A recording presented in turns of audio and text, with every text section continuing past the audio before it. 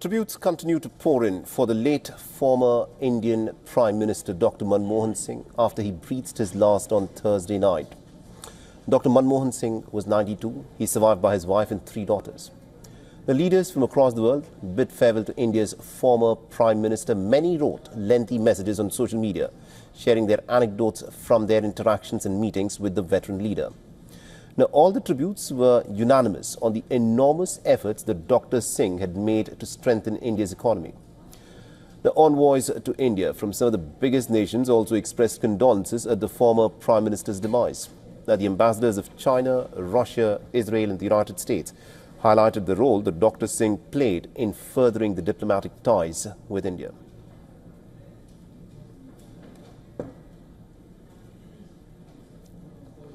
Let's also now listen to what some of India's top political commentators have had to say about Dr. Manmohan Singh.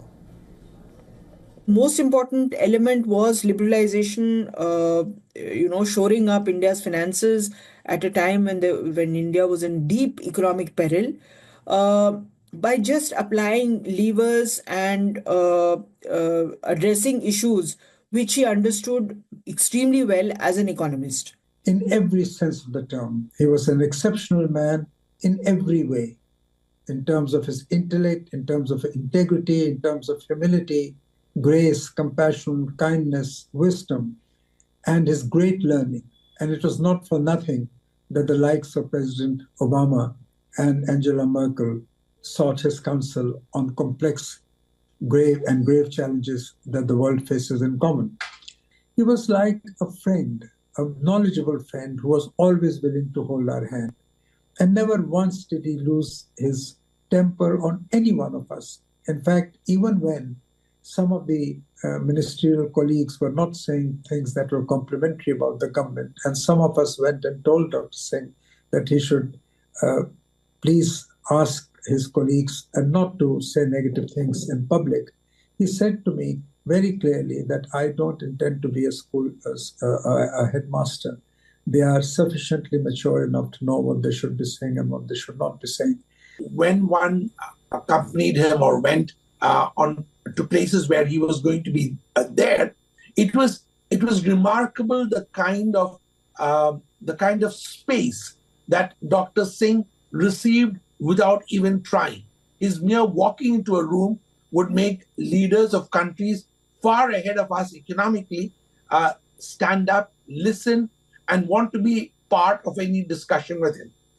Dr. Singh was someone who had taught at the Delhi School of Economics, where I had passed out of. So we had conversations not just about our alma mater, but also about the kinds of notions of economics that prevailed.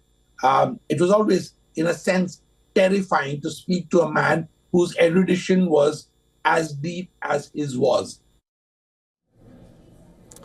Now, Dr. Manmohan Singh served 2 consecutive terms as the Prime Minister from 2004 till 2014. So as we reflect on his legacy, let's in fact take a look at Dr. Singh's journey from a very modest village to the very top corridors of power in the Republic of India. Take a look.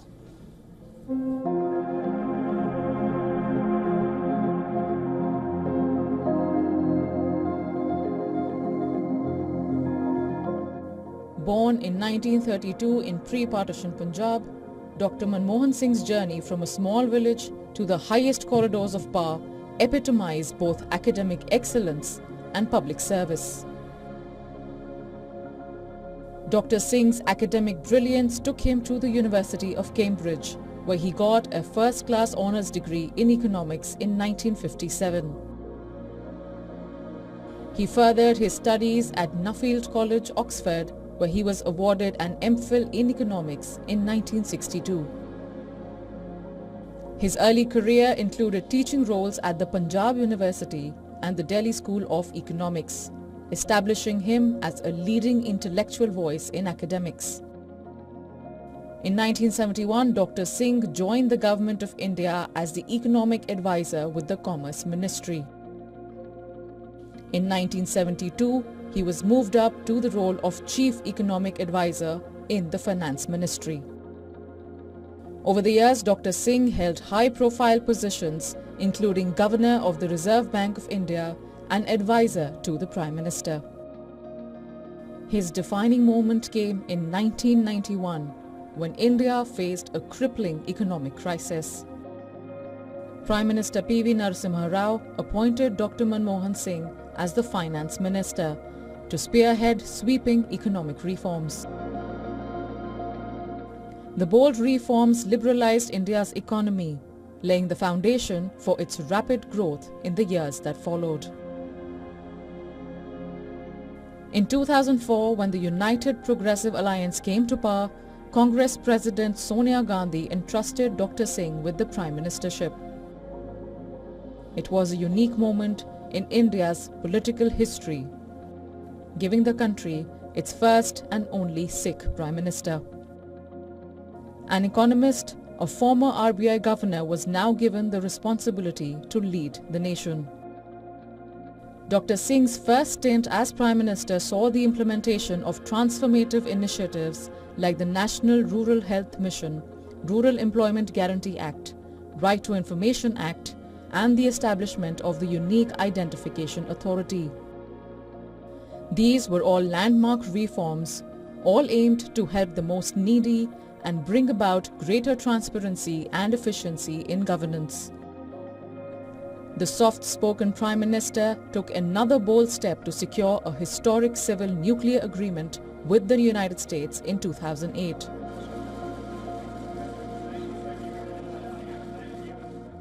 The move shocked the communist parties who pulled out support from the Manmohan Singh-led government.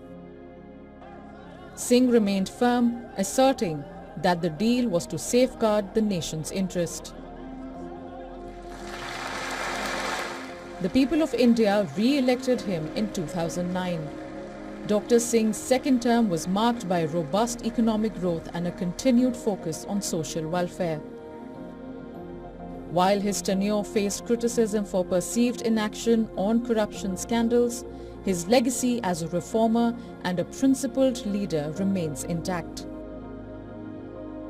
Dr. Manmohan Singh's story encompasses intellect, humility, and unwavering commitment to India's progress.